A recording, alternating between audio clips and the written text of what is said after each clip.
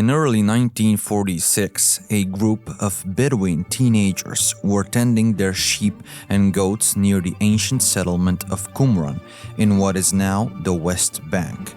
To pass the time, they began tossing stones across the uneven desert terrain. When one of these stones was thrown into the dark side of a cave, the teenagers were shocked because they heard a loud shattering noise of something breaking deep inside. Curiosity overcame their initial fear and they decided to explore the cave. What they found was astonishing. A collection of large clay pots, undisturbed for centuries. Inside these pots were hidden a series of ancient scrolls. While not realizing it at the time, these teenagers had stumbled upon a discovery of immense historical significance. Over time, archaeologists, historians, and treasure hunters uncovered additional fragments of scrolls in 10 other nearby caves, eventually bringing the total number of manuscripts found to nearly 900. These manuscripts became widely known as the Dead Sea Scrolls. Intriguingly, among these manuscripts were significant portions of a mysterious, non-canonical religious text that had been hidden away and nearly lost to time. Today, this text is known as the Book of Enoch. The oldest fragments of the text are dated around the 3rd and 4th century BCE, while the most complete and finished version of the work is from the 15th to 16th century, written in Ethiopic or what is known as Ge'ez. However, it is believed that the book was originally composed in Aramaic, later translated into Greek, Latin, and finally into Ethiopic. The Book of Enoch is divided into 5 sections: the Book of Watchers, the Book of Parables, the Astronomical Book, and the Book of Dream Visions, and the Epistle of Enoch. The first section, called the Book of Watchers, tells the story of the so-called Watchers or fallen angels and their leader, Semyaza. In Jewish writings and other ancient texts, these angels are called Bnei Elohim, which means sons of God. 200 of these angels descended to earth near Mount Hermon. They made oaths and bound themselves to this mission through mutual curses. These angels lusted after human women and married them. The children born through this crossbreeding between the Watchers and the humans were the Nephilim. They are described as evil giants reaching up to 65 feet or 20 meters. This event is described in Genesis 6:1-4. When man began to multiply on the face of the land, and daughters were born to them, the sons of God saw that the daughters of man were attractive, and they took as their wives any they chose. Then the Lord said, "My spirit shall not abide in man forever, for he is flesh. His days shall be 120 years. The Nephilim were on the earth in those days, and also afterward, when the sons of God came into the daughters of man, and they bore children to them. These were the mighty men who were of old, the men of renown." Additionally, these angels taught humans forbidden knowledge from heaven.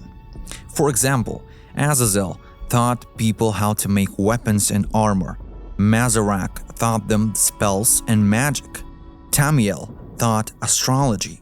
Kokabel taught how to predict the future. Barakiel taught the basics of astronomy, and Sariel showed them the path of the moon. In short, humans learned things they were not supposed to know. However, the Nephilim began to wreak havoc on Earth and destroy all living things, including humans. This was all done under the worried look of God, who summoned Enoch to heaven and asked him to stop the Nephilim. But who is actually Enoch, and why is he so important?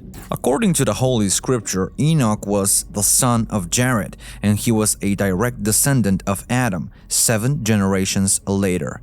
Enoch was the father of Methuselah and the great-grandfather of Noah. Due to his piety, Enoch was chosen by God as the most righteous and worthy man out of everyone on earth, and because of this, he was taken up to heaven. Genesis describes Enoch as a man of great wisdom, credited with the introduction of astronomy and the creation of the solar calendar. The Book of Jubilees reports that Enoch was the first among men born on earth who learned writing, knowledge, and wisdom, and recorded the signs of heaven according to their months in a book. According to the Book of Enoch, this patriarch was taught mathematics, knowledge of the planets, and the calendar during his heavenly journey and was shown the 7 metal mountains of earth, located somewhere in the west. He was one of the wisest people on earth at the time and became the mediator between God and the Watchers. When the Nephilim refused to stop the mayhem and destruction, God took a different approach. He planned to flood the earth to wipe out the human beings and the giants. He sent 4 of his most powerful archangels, Michael, Gabriel, Suriel, and Uriel. Each had a special mission. The first one was sent to warn Noah about the coming flood. Raphael was sent to tie up Azazel and throw him into the desert. Gabriel was sent to destroy the children of the fallen angels, and Michael was sent to imprison the leader of the fallen angels, Semyaza. Subsequently, God sent the great flood to cleanse the earth of these evil beings. Today, many people interpret parts of the Bible and the Book of Enoch as symbolic, viewing some stories as philosophical myths rather than literal history. However, there is archaeological evidence of a great flood that appears in numerous religious and cultural traditions across the globe. Could beings like the Nephilim have actually existed? Many dismiss them as clear fiction, claiming that there's no proof. But what if evidence does exist?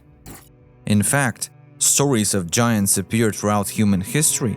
For example, the renowned explorer Marco Polo once described a race of giants in Zanzibar who were so strong they could carry the weight of 4 ordinary men. In Tangier, Morocco, there was once a belief that a giant named Antaeus founded their city. In Irish mythology, the Giant's Causeway, a striking formation of 40,000 interlocking rock columns on Ireland's northeast coast, was said to have been constructed by the giant Finn McCool as a bridge to Scotland, where he planned to battle another giant. Norse legends and ancient Greek myths are also filled with tales of giants. If giants did indeed exist, as many cultures suggest, then the Book of Enoch might be less of a metaphorical or symbolic tale and more of a record based on real history. Among all the Old Testament and New Testament figures, Enoch is the only one who meets God face to face, and he is also believed to have written the first books in human history. According to the Book of Enoch, he was taken up to heaven and asked to write down everything he learned about the creation of the world, the secrets of the Garden of Eden, how the stars and planets move, the structure of the earth, the future of humanity, and the fate of the fallen angels. He wrote all this in 366 books. The Gnostics, an ancient religious group, believed that Enoch wrote these books in a mysterious angelic language that people couldn't understand. Some sources suggest that Enoch might have been an ancient ruler who reigned before the flood, named Enmen-dur-Ana. He is even mentioned in the Sumerian king list. Then Larak fell and the kingship was taken to Sippar. In Sippar, Enmen-dur-Ana became king. He ruled for 21,000 years. There are also hypotheses that Enoch built the pyramids in Egypt to store these 366 books with all the world's secrets. Some people believe that this refers to the legendary Hall of Records hidden beneath the paws of the Sphinx, rather than the pyramids themselves. There's a connection between Enoch and an ancient Egyptian architect named Imhotep, He was a great scholar in his time, and an inscription from Memphis says that the gods took him to heaven during the 3rd Egyptian dynasty.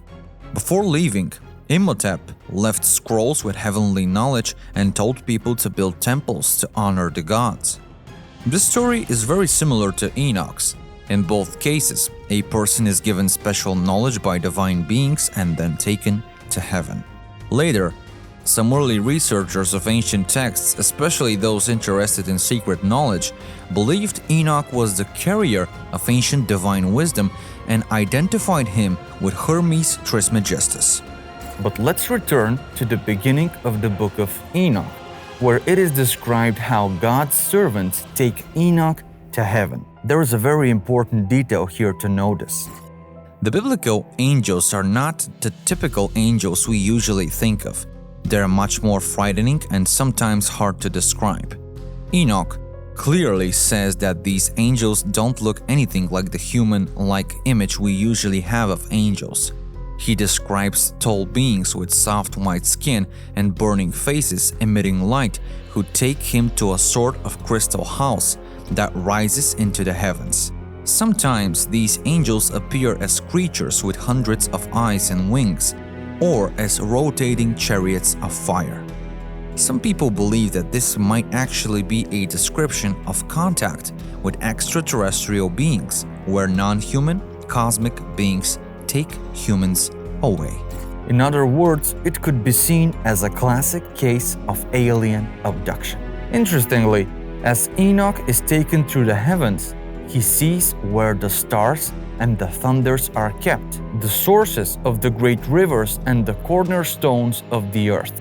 He also sees the place where the evil stars are imprisoned. He sees the heavenly mountains, and he sees also the tree of life. Enoch describes the places he sees in a very specific detail, mentioning regions that were known in his time.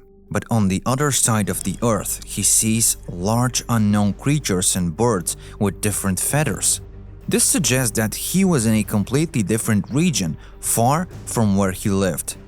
Since all of this happened before the Great Flood, some researchers think these events occurred over 12,000 years ago. They believe Enoch was taken across the Atlantic Ocean and saw the ancient animals and strange birds of the American continent before a great disaster and flood happened.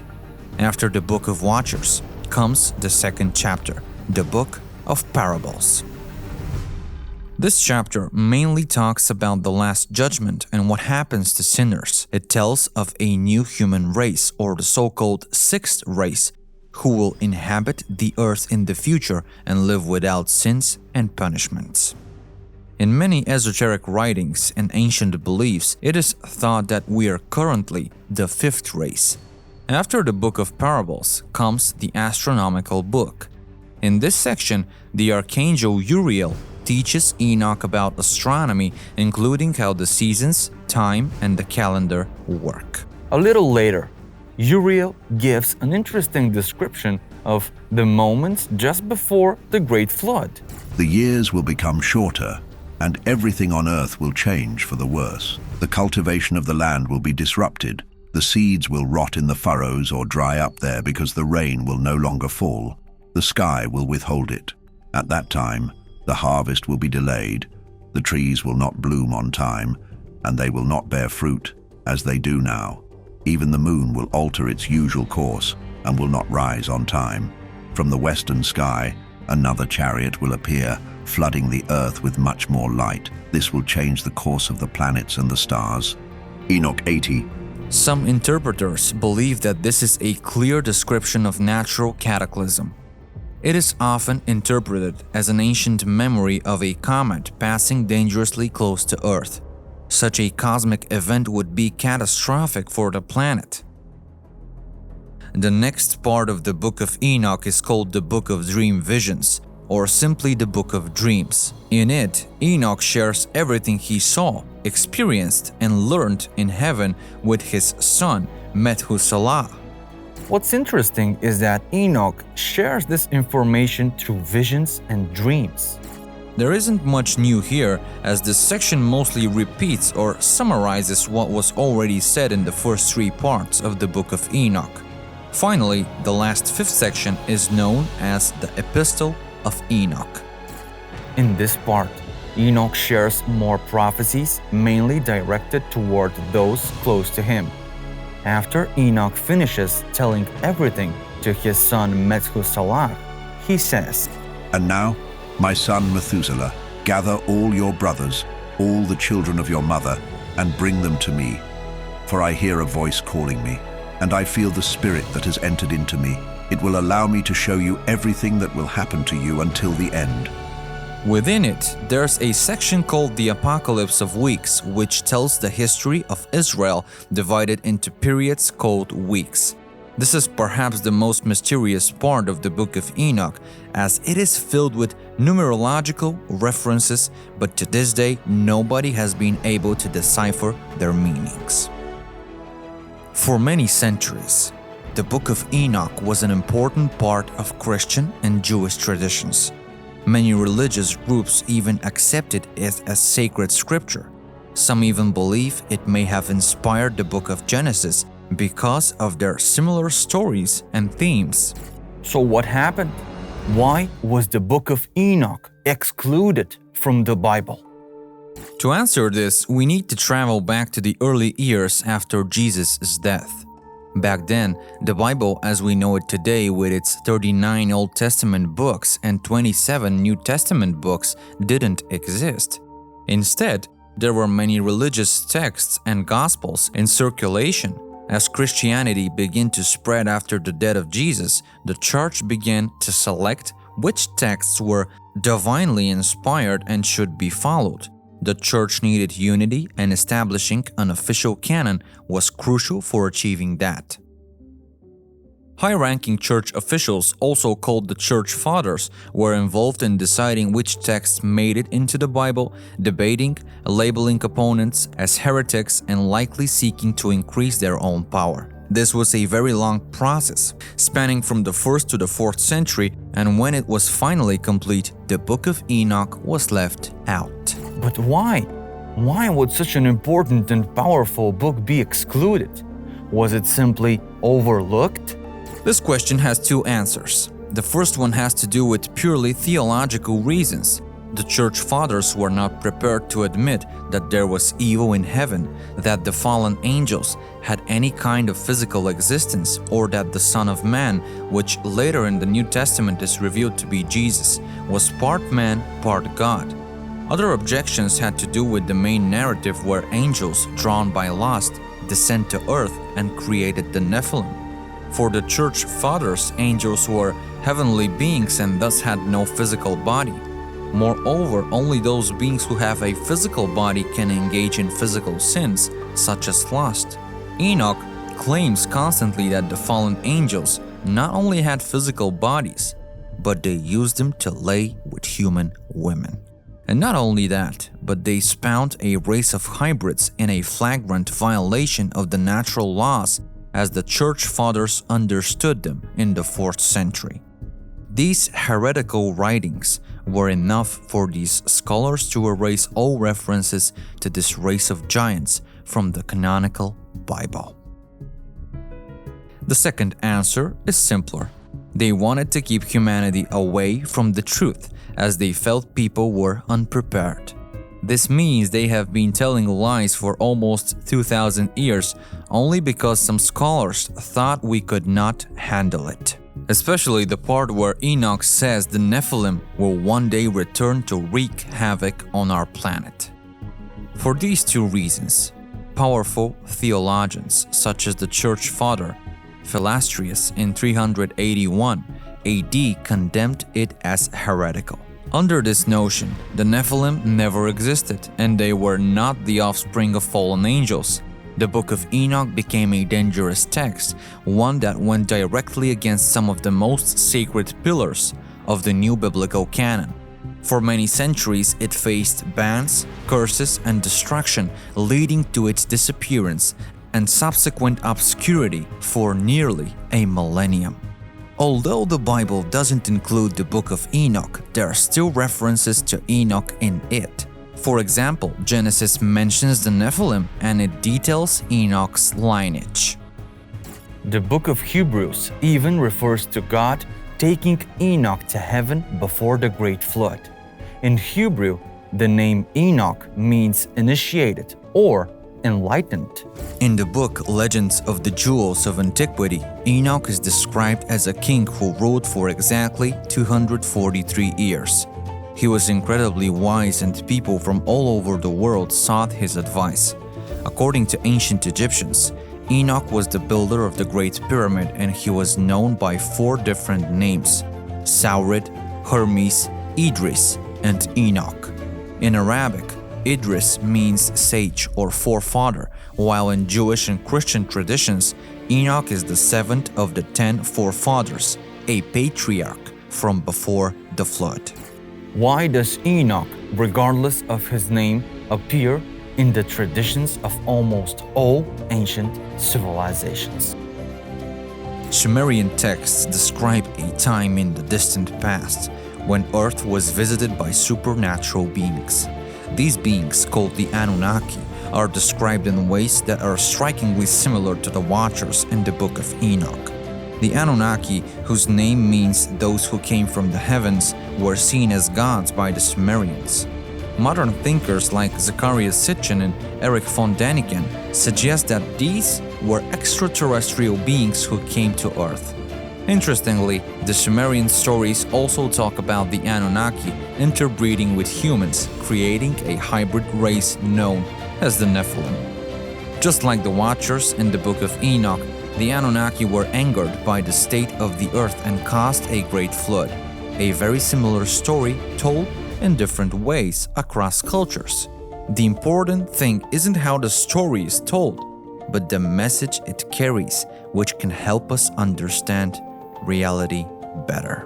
Could the Book of Enoch and similar traditions simply be retellings of the older Sumerian story of the Anunnaki? Or have these stories evolved over time, maintaining the same core message? The similarities between the Anunnaki and the angels are there. They both come from the sky and often have wings. The ancient Near East, often called the cradle of civilization, saw the rise of the first city-states in Mesopotamia. The Sumerians and Akkadians who lived there created the first written language, studied astronomy, and built libraries. Later, the Babylonians and Assyrians followed. All these cultures have stories of gods coming to earth to teach them their arts and knowledge.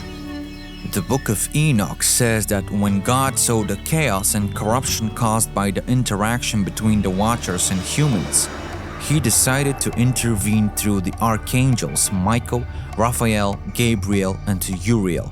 Similarly, the Sumerians believed that the Anunnaki brought them knowledge and technology and helped develop human civilization.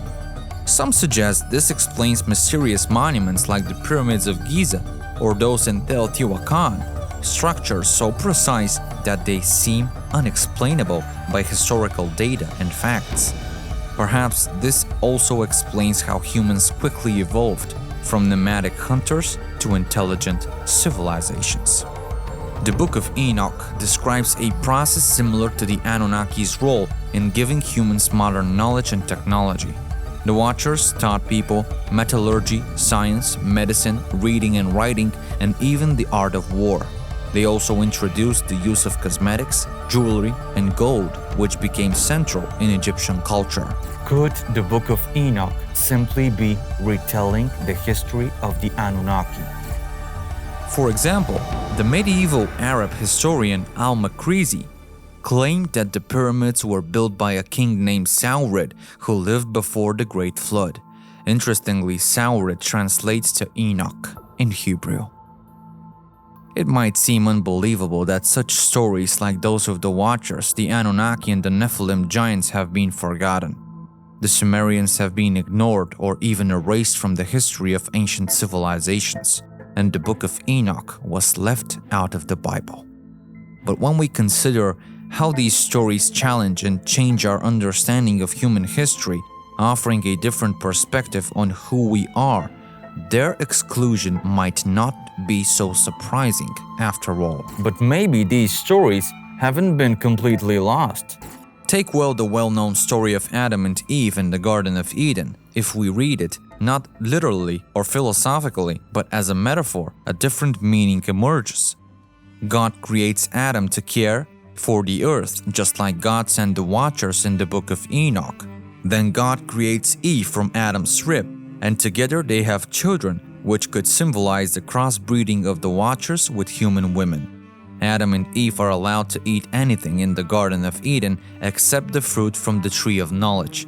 But they eat it anyway, which could symbolize the Watchers giving advanced knowledge and technology to humans before they were ready for it. Adam and Eve's desire to eat the forbidden fruit can be seen as a symbol of humanity's urge to explore the unknown, which leads to the development of civilization. When they eat the fruit from the tree of knowledge, they become aware of their bodies and cover themselves, realizing their serpent power, or kundalini, a force that can be harnessed through sexual acts. They also taste from the tree of life, which starts the cycle of birth, life, death, and rebirth for human souls. By interpreting the story of Adam and Eve this way, we can see the connections between it, the Book of Enoch, and other ancient texts. Perhaps the story of Adam and Eve was a way to retell the tales from the Book of Enoch or the Sumerian story of the Anunnaki, weaving these important parts of human history into their own religious narratives, of course, ensuring these ancient records survived through time. Some researchers believe that real events from the distant forgotten past are encoded in the Book of Enoch, while others think that this is all a metaphor and allegory for the development of the human soul.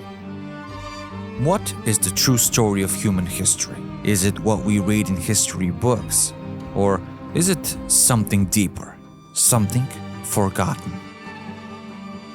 Ultimately, the Book of Enoch is and will remain the most valuable apocryphal text, providing us with the much desired answers about creation and the meaning of existence itself. Keep your minds open, and until we meet again.